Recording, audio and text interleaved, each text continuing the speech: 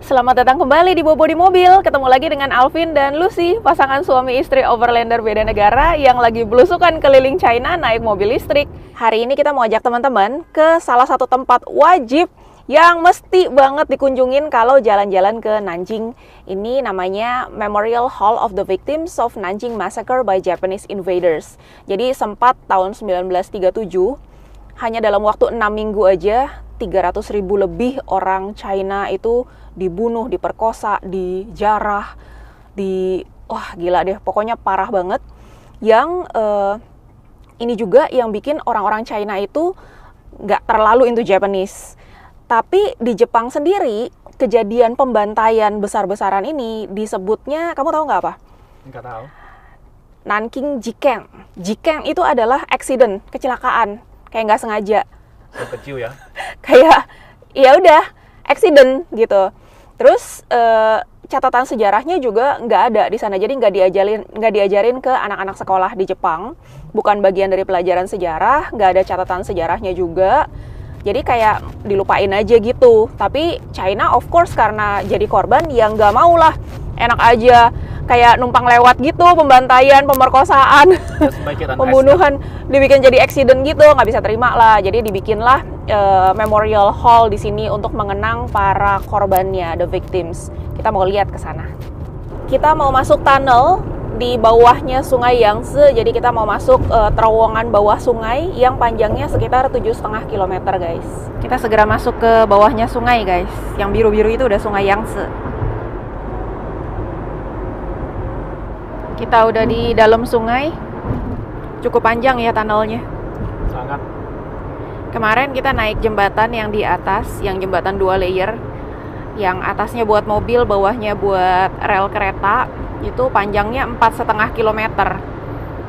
Melewati atasnya sungai yang sama. Nah, sekarang kita lewat bawah.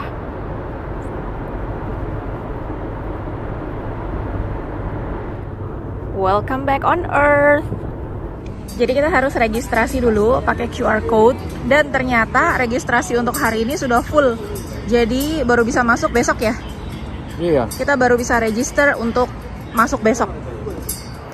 Jadi ternyata memang ada kapasitasnya sehari berapa banyak gitu. Jadi kalau udah full nggak boleh masuk. Tapi beruntungnya aku foreigner boleh masuk, dan karena di sini mungkin informasinya nggak banyak dalam bahasa Inggris, jadinya Alvin juga diizinkan masuk tadi. Jadinya kita berdua bisa masuk hari ini, nggak harus nunggu besok. So di depan bangunan museumnya ini banyak sekali patung-patung. Ada puisi-puisinya. Family ruined, keluarga dihancurkan. Never returns the son killed, never returns the husband buried alive. Nggak pernah balik anak laki-laki yang dibunuh. Nggak pernah balikin suami yang dikubur hidup-hidup. Miseries drowned, the wife raped, good heavens. Ini termasuk juga yang istri-istri yang diperkosa. Masuk dan langsung rasa sedih banget ya. Iya. Gila sih, merinding sih ini. Baru masuk, baru baca satu bait puisinya, udah merinding. Di depan ada bunga. Bunga? Iya. Scan QR code, donate berapa tergantung. Dapat ada bunga. Oh, suka-suka, Iya. seikhlasnya. Iya. Oh, yang ini nih.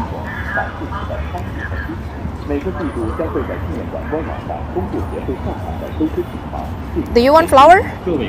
Enggak lah, kita fokus di presentasi Iya. ini dulu. Tangan aku juga dua-duanya pegang handphone sih, nggak bisa pegang bunga. Nah, di depan sini, ini banyak sekali patung-patung. Tanggal 13 Desember 1937, awal dari massacre atau pembantaian yang tidak berperi kemanusiaan. Unarmed and defenseless civilians flee, the only hope to survive. Jadi yang diserang itu adalah orang-orang yang tidak bersenjata dan gak bisa mempertahankan diri, gak bisa melindungi diri. Orang-orang sipil, bukan army. Lari adalah satu-satunya harapan untuk bisa selamat.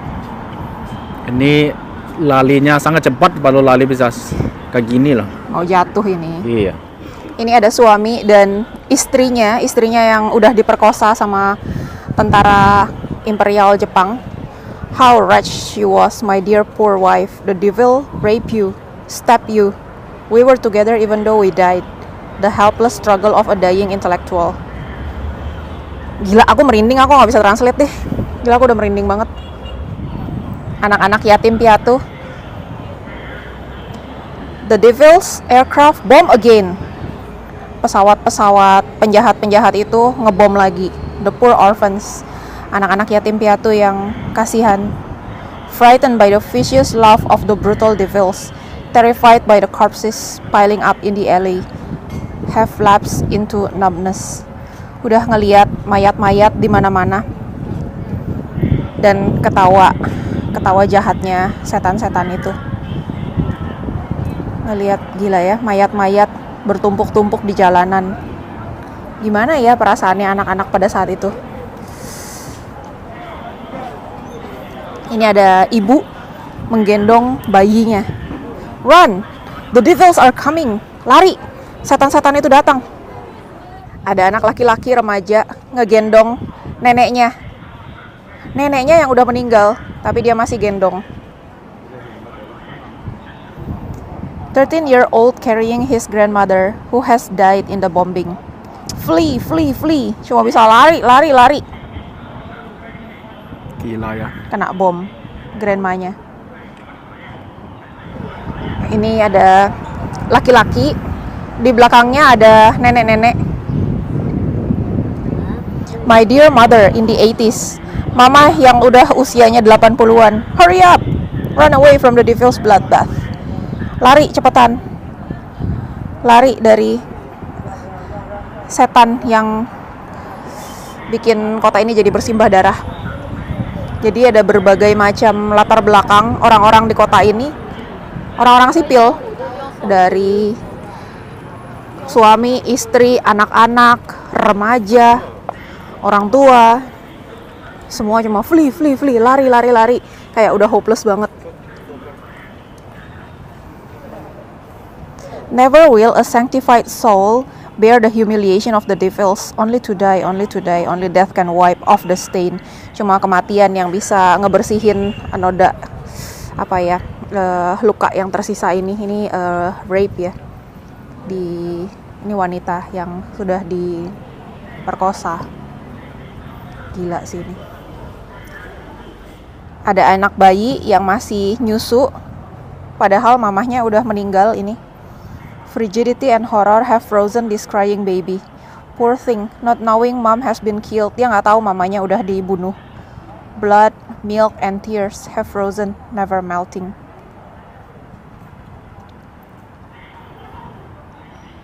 Ini mungkin kakaknya si bayi. Cuma bisa lihat nangis. Ada kakek-kakek bawa bayi. They rob and rape. Mereka merampok dan memperkosa. They set fire and bury people alive. Mereka membakar orang, mengubur orang hidup-hidup. They even kill my 3-month-old little grandson. Mereka bahkan membunuh cucu saya yang masih berusia 3 bulan. Oh my. Ada anak kecil yang terbunuh, yang tewas.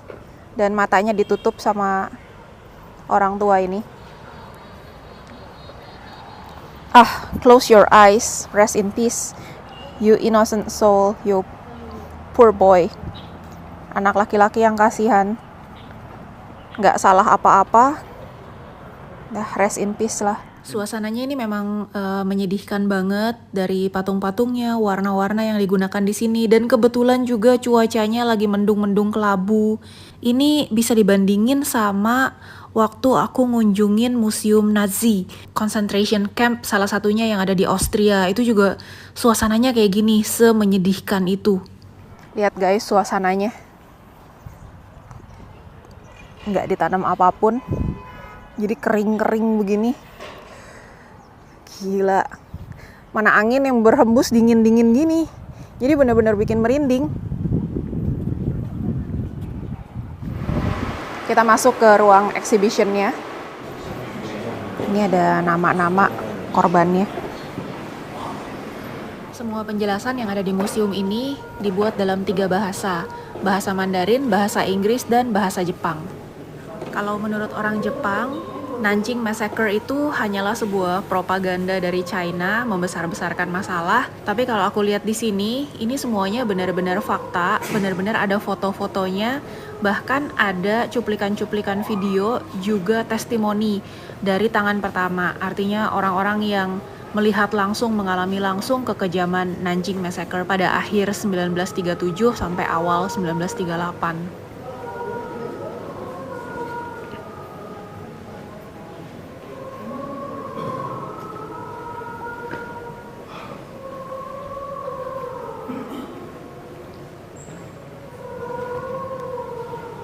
Sejarah yang dicatat di museum ini sebenarnya detail sekali, tanggal per tanggal urut-urutannya gimana. Yang jelas tentara Jepang itu nyerang Nanjing pada saat tentaranya China udah mundur beberapa hari sebelumnya.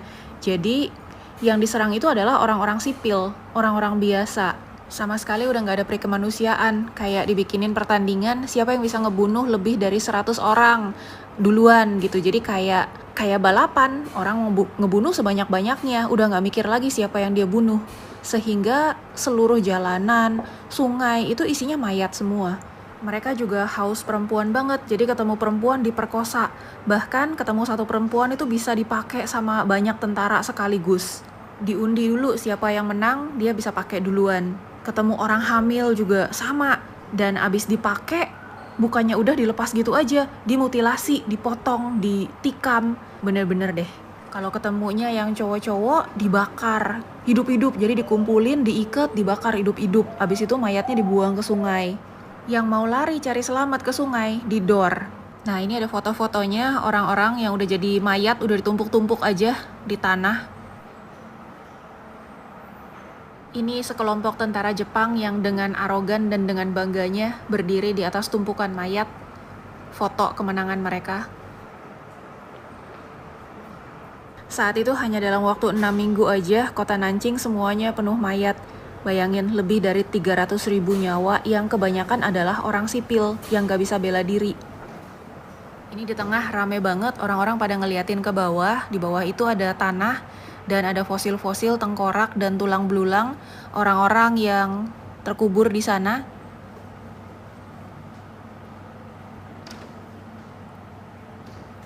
Tapi ini sebagian kecil aja, karena sebagian besarnya di ruang exhibition yang lain dan tidak boleh foto sama sekali.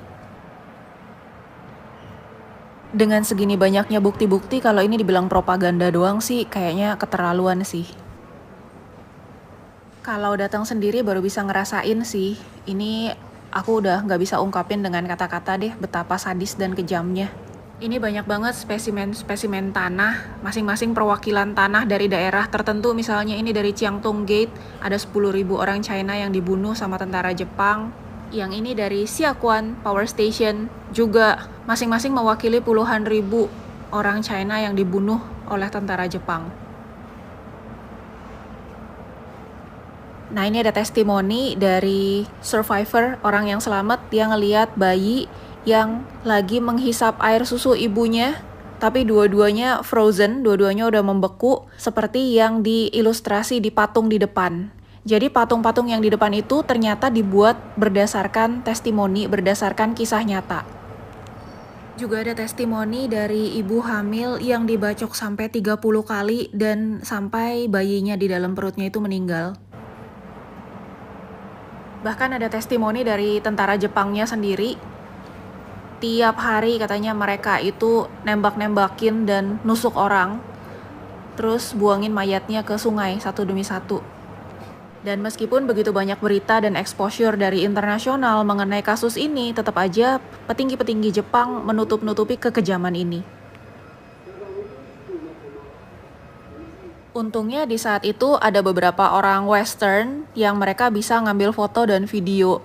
Jadi buktinya ada. Kasian banget kan kalau keluarga-keluarga ataupun orang survivor yang benar-benar ngalamin terus dibilang, itu mau propaganda, melebih-lebihkan. Yang di foto sebelah kiri itu tentara Jepang tempelin, "Selamat, Nanjing sudah jatuh." Ini ada interview yang dilakukan oleh Matsuoka Tamaki. Jadi dia nanyain ke tentara-tentara Jepang yang waktu itu terlibat dalam pembantaian atau Nanjing Massacre, Memang kebanyakan gak mau kasih tahu, kebanyakan jawabannya adalah I don't want to say, please go back. Gak mau kasih tahu, gak mau ngomong, udah pulang sana. Tapi dia berusaha untuk nanyain baik-baik tentara-tentara tersebut sehingga sejarah yang sebenarnya terungkap.